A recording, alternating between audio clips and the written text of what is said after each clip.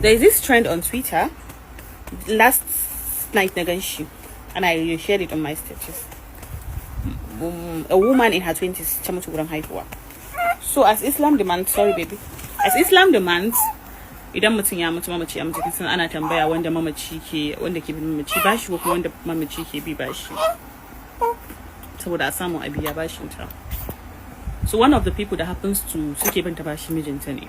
It was so mad da na karanta because iyakacin gurin na gani screenshots din na sa shi a status. Har wata friend ita, a sister of mine mazanci, ta ce ban san wani irin zama suke yi da mijin ba blah blah blah blah, which I don't really agree to it, but kawai na da kyale ne because I see banga wani irin zama zan yi da mijina da zai sa kudin shi ke hannuna a zo ana tambayan masu wanda suke bina bashi ya fito ya ce yana bina bashi.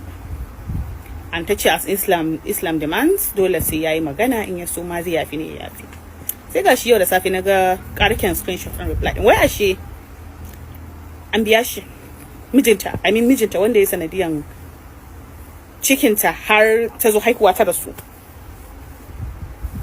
an biya shi 200,000 din shi don uwanta ya biya. So that was when I lost it. Like ban yarda da wannan ba. No matter what irin zama kuke da mijinki ne, miji he's supposed to be among one of the people. Hai wani turanci ma da ne, he's supposed to be among the people da suke tambaya wa aiwa ke binki bashi ya samu ya biya, amma yana cikin wa'anda aka biya ma bashin. Subhanallah, wallahi tallahi I see no reason da zai sa mijinka a biya shi. Yarinyar nan tana kuka bari, but it's uncalled for. Wallahi kusan wani irin mutane kuke aure da wani lokaci ba su nuna kansu, but still Allah ya kiyaye.